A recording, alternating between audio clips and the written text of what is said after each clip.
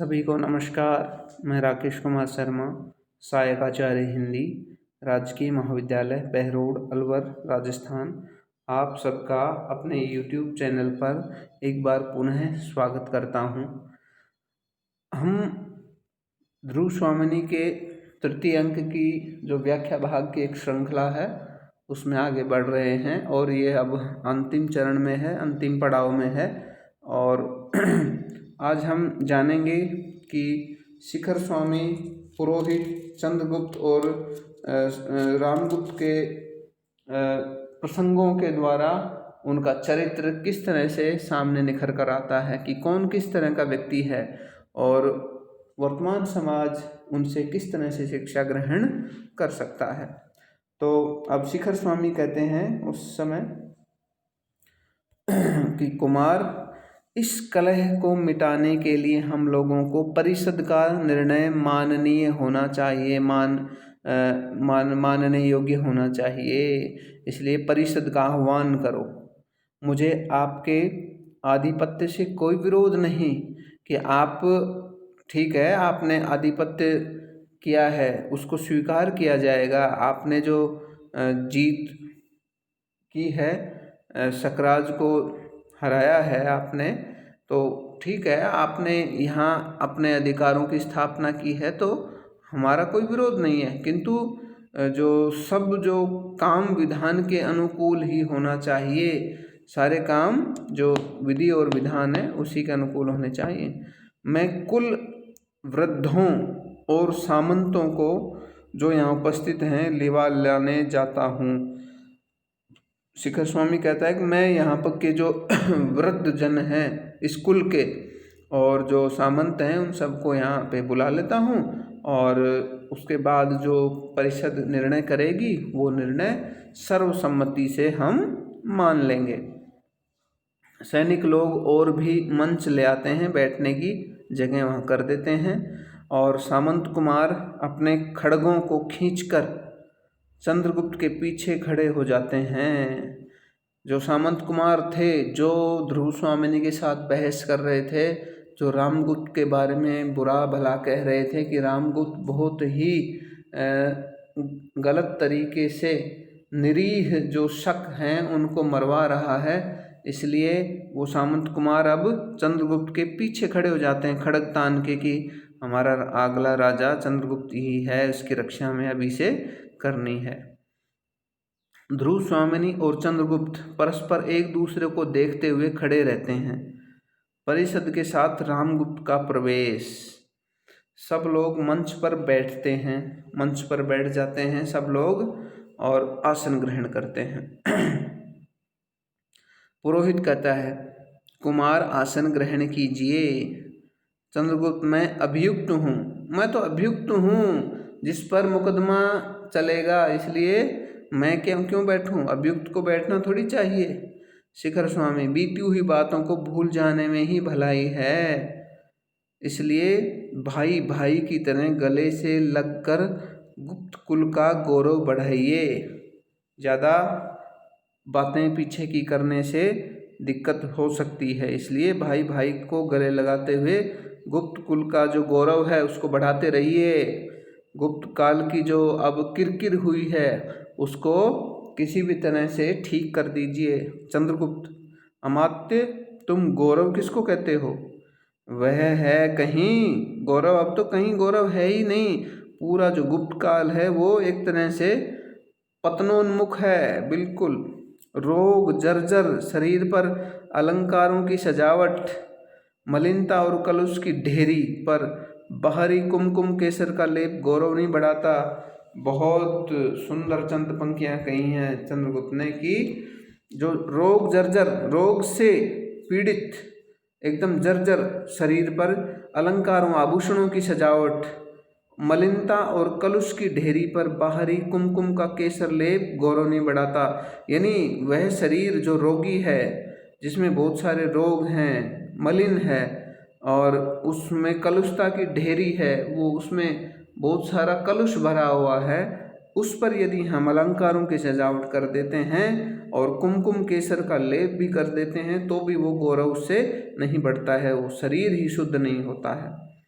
कुटिलता की प्रतिमूर्ति, बोलो कुटिलता की प्रतिमूर्ति कहा है, बिल्कुल साक्षात मेरी वाग्दत्ता पत्नी और पिता द्वारा दिए हुए मेरे सिंहासन का अपहरण किसके संकेत से हुआ, और छल से। वो सारी बातें पीछे की रामचंद्र गुप्त पूरी परिषद के सामने कहता है कि ये सब चीज़ें, सिंहासन का अपहरण भी तुम्हारे कहने पर ही हुआ। रामगुप्त, यह उन्मत्त प्रलाप बंद करो, ये सब गलत बातें यहाँ बोलनी बंद करो। चंद्रगुप्त, तुम मेरे भाई ही हो न, मैं तुमको क्षमा करता हूँ। देखिए यहाँ खुद ही रामगुप्त बीच में बोलकर क्षमा कर देता है। चंद्रगुप्त, मैं उसे मांगता ही नहीं, मैं क्यों क्षमा मांगू? क्षमा देने का अधिकार भी तुम्हारा नहीं रहा। आज तुम राजा नहीं हो, तुम्हारे पाप प्रायश्चित की पुकार कर रहे हैं। तुम्हारे खुद के पाप इतने ज़्यादा हैं कि तुम्हें प्रायश्चित करना ही होगा। न्यायपूर्ण निर्णय के लिए प्रतीक्षा करो। यदि तुम परिषद को लेके आए हो तो यहाँ जो लोग आए हैं उन्हीं के माध्यम से न्याय को पूर्ण होने दो और उसकी प्रतीक्षा करो। अभियुक्त बनकर अपने अपराधों को सुनो। तुम भी यहाँ एक अभियुक्त हो और अपने अपराधों को तुम्हें भी यहाँ सुनना ही होगा। मंदाकिनी ध्रुव स्वामिनी की ओर को आगे खींचकर एकदम से कहती है, यह है गुप्त कुल की वधू। रामगुप्त मंदा एकदम से चौंक जाता है। मंदाकिनी, राजा का भय मंदा का गला नहीं घोट सकता। अब मंदाकिनी जरूर बोलेगी, तुम लोगों को यदि कुछ भी बुद्धि होती तो यह अपनी कुल मर्यादा नारी को शत्रु के दुर्ग में यूं न भेजते। यदि तुम्हें जरा सी भी इसकी इज्जत की परवाह होती तो तुम अपने कुल की मर्यादा जो ये ध्रुव स्वामिनी है इसको शत्रु के दुर्ग में ऐसे भेज दिया जैसे कि ये खरीदी हुई कोई दासी हो। तो ये कोई सही बात है? ये बहुत ही गलत है। और वो भरी सभा के बीच में इस तरह की बात कहती है। भगवान ने स्त्रियों को उत्पन्न करके ही अधिकारों से वंचित नहीं किया है कि भगवान के घर से तो सभी ठीक से आए हैं, लेकिन तुम लोगों की दस्युवृत्ति, तुम्हारी जो डाकू प्रवृत्ति है उसने उन्हें लूट लिया है। इस परिषद से मेरी प्रार्थना है कि आर्य समुद्रगुप्त का विधान तोड़कर जिन लोगों ने राज क्लिविश किया उन्हें दंड मिलना चाहिए, कि जिन लोगों ने इस राज के खिलाफ जाकर और पूरे इस विधान को तोड़कर इस राजा के साथ मिलकर उन्होंने जो किया है, इसलिए मैं इन सबको दंड का भागी बनाना चाहती हूँ। शिखर स्वामी कहता है, तुम क्या कह रही हो, हमारे समझ से बाहर है। मंदाकिनी कहती है, मैं तुम लोगों की नीचता की गाथा सुना रही हूँ और तुम समझते हो कि तुम्हें कुछ समझ नहीं आ रहा। अनार्य सुन नहीं सकते। तुम्हारी प्रवंचनाओं ने जिस नरक की सृष्टि की है उसका अंत समीप है, कि तुम लोगों ने ऐसे ऐसे काम किए हैं जो नरक में चले जाने के बाद भी माफ़ नहीं किए जा सकते। इसलिए अब तुम्हारा सबका अंत है वो समीप ही है। यह साम्राज्य किसका है? आर्य समुद्रगुप्त ने किसे युवराज बनाया? ये बहुत सारे प्रश्न हैं जो यहाँ की जो परिषद आयोजित की गई है इसमें उठेंगे, और इन प्रश्नों का जवाब भी आज मुझे तुम लोगों को देना होगा। ध्रुव स्वामिनी और मंदाकिनी दोनों ही इस प्रकार के प्रश्नों को खड़ा करके परिषद को एकदम से चौंका देती हैं। आर्य समुद्रगुप्त ने किसे युवराज बनाया था? चंद्रगुप्त को या इस क्लीव रामगुप्त को? बताइए, जिसने छल और बल से विवाह करके भी इस नारी को अन्य पुरुष की अनुरागनी बताकर दंड देने के लिए आज्ञा दी है। तो क्या ये सही है? बिल्कुल सही नहीं है। वही रामगुप्त जिसने कापुरुष की तरह इस स्त्री को शत्रु के दुर्ग में बिना वही रामगुप्त जिसने कापुरुषों की तरह इस स्त्री को शत्रु के दुर्ग में बिना विरोध किए भेज दिया था। तुम्हारे गुप्त साम्राज्य का सम्राट है ये। क्या ये इस लायक है? आप पूरी परिषद इस बात पर गौर फरमाए और उसके बाद निर्णय दें। और यह ध्रुव स्वामिनी जिसे कुछ दिनों तक तुम लोगों ने महादेवी कहकर संबोधित किया, वह क्या है, कौन है और उसका कैसा, और वो है क्या? पुरोहित कहता है, शिखर, मुझे अब भी बोलने दोगे या नहीं? मैं राज्य के संबंध में कुछ नहीं कहता, वह तुम्हारी राजनीति जाने, लेकिन इस विवाह के संबंध में तो मुझे कहना ही चाहिए। गुप्त कुल का एक वृद्ध कहिए, देव आप ही तो धर्मशास्त्र के मुख हैं। गुप्त कुल का एक वृद्ध कहता है कि कहिए, आप ही बताइए धर्मशास्त्र क्या है, क्या कहता है, आप इस विवाह के बारे में क्या कहना चाहते हैं? पुरोहित कहता है, विवाह की विधि ने देवी ध्रुव स्वामिनी और रामगुप्त को एक भ्रांतिपूर्ण बंधन में बांध दिया है। बहुत बड़ी बात कह दी कि विवाह का जो बंधन है उसमें ध्रुव स्वामिनी और रामगुप्त दोनों भ्रांतिपूर्ण बंधन में बंध गए, क्योंकि वो एक दूसरे के हो नहीं पाए। इसलिए धर्म का उद्देश्य इस तरह पद दलित नहीं किया जा सकता कि धर्म ने ऐसा काम किया है, ये नहीं कह सकते हम, लेकिन ये बंधन है, ये मजबूत नहीं रहा है। माता और पिता के प्रमाण के कारण से धर्म विवाह केवल परस्पर द्वेष से टूट नहीं सकते। केवल एक दूसरे से द्वेष हो जाने के कारण ये संबंध नहीं टूट सकता है, परंतु यह संबंध उन प्रमाणों से भी विहीन है कि यहाँ तो द्वेष नहीं, यहाँ तो बहुत बड़ी एक खाई बन चुके हैं इन दोनों के बीच में, और ये खाई को भरना बहुत मुश्किल है। और भी रामगुप्त को देखकर कहता है, यह रामगुप्त मृत और प्रव्रजित तो नहीं है, पर गौरव के नष्ट आचरण से पतित और कर्मों से राजकिल्विश क्लीव है, जो जिसने कि एक तरह से इस राज्य के खिलाफ चला गया है, बहुत ही ज़्यादा कायर है, देशद्रोही है एक तरह से। ऐसी अवस्था में रामगुप्त का ध्रुव स्वामिन पर कोई अधिकार नहीं है। बहुत बड़ी बात यहाँ पर पुरोहित जी ने कही है कि रामगुप्त का ध्रुव स्वामिनी पर अब कोई अधिकार नहीं है, क्योंकि वो तो राजकिल्विश है, क्लीव है, आचरण से पतित है, कर्मों से बिल्कुल गिरा हुआ है, और पूरे राज्य का गौरव ही इसने नष्ट कर दिया है। इसलिए कोई अधिकार इसका ध्रुव स्वामिनी पर अब नहीं माना जाएगा। रामगुप्त खड़े होकर क्रोध से, मूर्ख, तुमको मृत्यु का भय नहीं है? पुरोहित, तनिक भी नहीं है।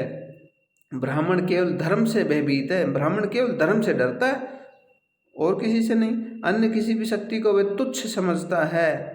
तुम्हारे बधिक, तुम्हारे जो किराए के, जो भाड़े के जो टट्टू हैं, जो बधिक हैं, मुझे धार्मिक सत्य कहने से रोक नहीं सकते। उन्हें बुलाओ, मैं प्रस्तुत हूँ, उन्हें बुला लो और मुझे मार डालो। मंदाकिनी, धन्य हो ब्रह्मदेव।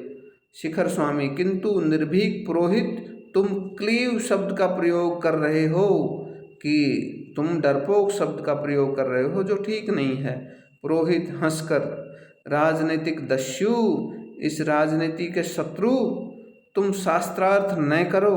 क्लीव, तुम तो बहुत ही कायर हो। श्री कृष्ण ने अर्जुन को क्लीव इसलिए कहा था, जिसे अपनी स्त्री को दूसरे की अंकगामिनी बनने के लिए भेजने में कुछ संकोच नहीं, तो यह क्लीव नहीं तो और क्या है?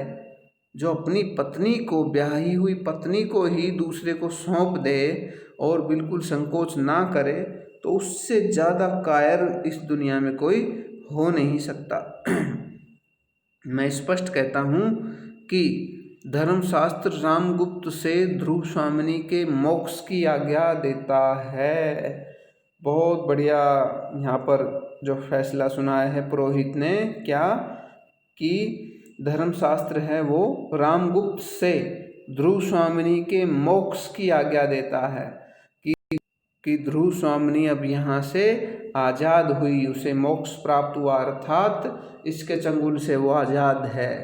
परिषद के लोग कहते हैं, अनार्य, पतित और क्लीव रामगुप्त गुप्त साम्राज्य के पवित्र राज्य सिंहासन पर बैठने का अधिकारी नहीं है। पूरी परिषद एक स्वर में ये बात कहती है। रामगुप्त कहता है सशंक और भयभीत सा इधर उधर देखकर कि अब तो सारे लोग मेरे खिलाफ हो गए, इसलिए एकदम से वो डर जाता है। तुम सब पाखंडी हो, विद्रोही हो, मैं अपने न्यायपूर्ण अधिकार को तुम्हारे जैसे कुत्तों के भौंकने पर न छोड़ दूंगा। शिखर स्वामी, किंतु परिषद का विचार तो मानना ही होगा। रामगुप्त रोने के स्वर में, एकदम से रोने जैसी स्वर में, तुम भी ऐसा कहते हो? मैं नहीं, मैं यह न मानूंगा। ध्रुव स्वामी, रामगुप्त तुम अभी इस दुर्ग के बाहर जाओ। रामगुप्त, यह परिवर्तन? तो मैं सचमुच क्लेव हूँ क्या? क्या मैं सचमुच ही कायर हूँ? धीरे धीरे हटता हुआ चंद्रगुप्त के पीछे पहुंचकर उसे कटार निकालकर मारना चाहता है। चंद्रगुप्त को विकल देखकर कुछ लोग चिल्ला उठते हैं। जब तक चंद्रगुप्त घूमता है तब तक एक सामंत कुमार रामगुप्त पर प्रहार करके चंद्रगुप्त की रक्षा कर लेता है। रामगुप्त गिर पड़ता है। सामंत कुमार कहते हैं, राजाधिराज चंद्रगुप्त की जय। परिषद भी कहती है, महादेवी ध्रुव स्वामिनी की जय। यानी एक बार ध्रुव स्वामिनी वापस से महादेवी का दर्जा यहाँ परिषद ने दिया है। तो इस तरह से ये जो ध्रुव स्वामिनी नामक नाटक का जो व्याख्या भाग है, इसकी जो ये आज अंतिम व्याख्या है, इसमें हमने ये समझा कि यदि किसी स्त्री का पति किसी स्त्री का सम्मान की रक्षा ना कर सके, उसकी इज्जत ना बचा सके, उसको कोई सुख ना दे सके, तो उसे उस स्त्री के को उस पुरुष के चंगुल से आज़ाद कर दिया जाना चाहिए। यानी हम कह सकते हैं कि आजकल की जो एक डाइवोर्स सिस्टम जिसको कहते हैं, तलाक की जो व्यवस्था हुई है हमारे समाज में, कि यदि पति पत्नी का संबंध मधुर नहीं है, किसी कारण से वो साथ नहीं रहना चाहते, संबंध विच्छेद करना चाहते हैं, तो उन्हें संबंध उनकी बातों को सुनकर जिस प्रकार से माननीय न्यायाधीश न्यायालय में जो निर्णय सुनाता है और विवाह विच्छेद की जो बात स्वीकार कर लेता है, तो ऐसे ही पहले अर्थात ध्रुव स्वामिनी के समय, उस समय जो पुरोहित ने किया वो काबिले तारीफ है कि उसने एक पति के जीवित रहते हुए ध्रुव स्वामिनी को दूसरा पति स्वीकार करने की अनुमति दी है कि इसका पहला पति है वो उसके लायक नहीं है। इसलिए एक तरह से यहाँ ध्रुव स्वामिनी का, यदि मैं कहूँ मेरे शब्दों में, तो ध्रुव स्वामिनी को अलग कर दिया जाता है। यानी एक तरह से उसका डाइवोर्स हो गया, उसका तलाक हो गया और उसे अब दूसरी शादी करने का अधिकार प्राप्त हो जाता है। तो ये बहुत बड़ी बात है। तो इस तरह जो ध्रुव स्वामिनी का जो अंतिम व्याख्या भाग है यहाँ आज समाप्त हुआ। आज आपको अंतिम रूप से ये नाटक अच्छे से समझ आ गया होगा। फिर भी यदि कोई आपकी जिज्ञासा है, कोई भी बात आपको समझ में नहीं आई हो, किसी भी पात्र के संबंध में पूरे नाटक का सारांश आपको समझ में नहीं आया हो, तो मैं अलग से एक और वीडियो आपके लिए बना दूंगा। लेकिन आप इसको अच्छे से पढ़िए, मेरे चैनल को देखिए, लाइक करिए, सब्सक्राइब करिए और इसको शेयर भी कीजिए। तो आज का जो हमारा ध्रुव स्वामिनी नाटक का जो व्याख्या भाग है आज यहीं समाप्त होता है और नाटक की आज यहाँ पे हम इतिश्री कर देते हैं, रे पटाक्षेप कर देते हैं। इसके बाद हम अपने चैनल पर अन्य वीडियो अपलोड करते रहेंगे। तब तक के लिए जय हिंद, जय भारत।